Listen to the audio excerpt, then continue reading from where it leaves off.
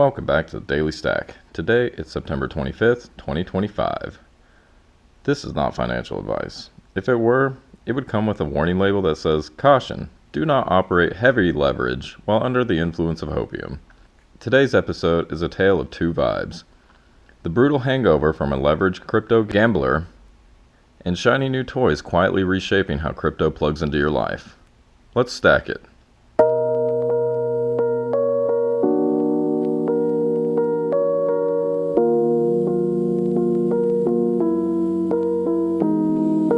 Yeah.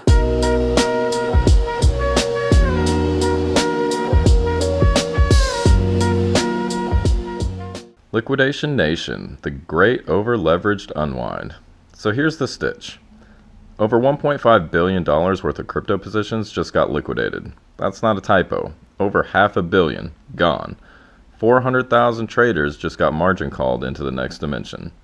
It's like the entire market decided to YOLO max leverage right before a speed bump.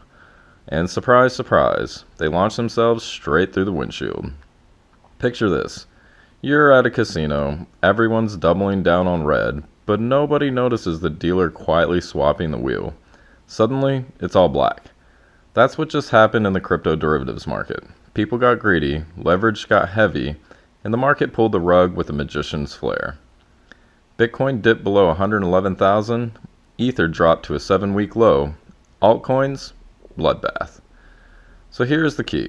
This wasn't because of some sudden scandal or China banning Bitcoin again.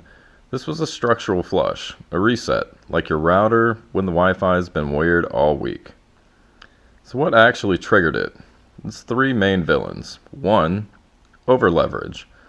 When too many traders borrow too much money and they're betting in the same direction, the market doesn't need news to move. It just needs a slight breeze. The dominoes were lined up. All it took was one push. 2. Options expiry. There were about 22 billions in options set to expire. That's a ticking time bomb of volatility. With all those contracts to settle, it forces trader to buy or sell spot to cover. That causes weird jolts in the market.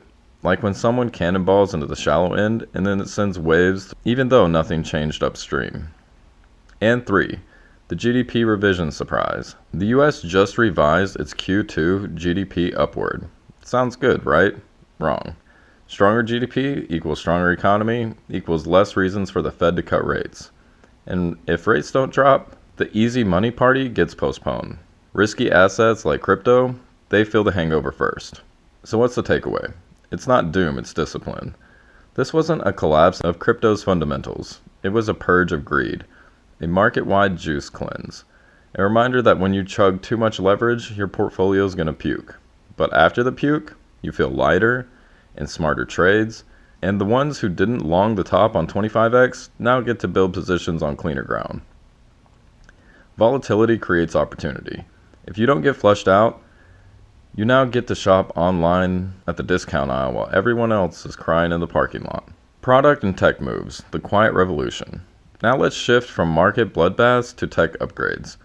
That's the kind of stuff that actually change how you use crypto day to day. Bitcoin and iMessage? Yes, really. A new update just dropped Macadamia Wallet, a lightweight lightning-based wallet on Cashew. Version 0.40 lets you send Bitcoin directly through iMessage. You heard that right. You're texting your friend GM and boom, you also send them 10,000 sats. No QR code, no wallet address, just a chat bubble and some peer-to-peer magic. This is Venmo energy, but not permissionless. No bank, no waiting, no questions asked.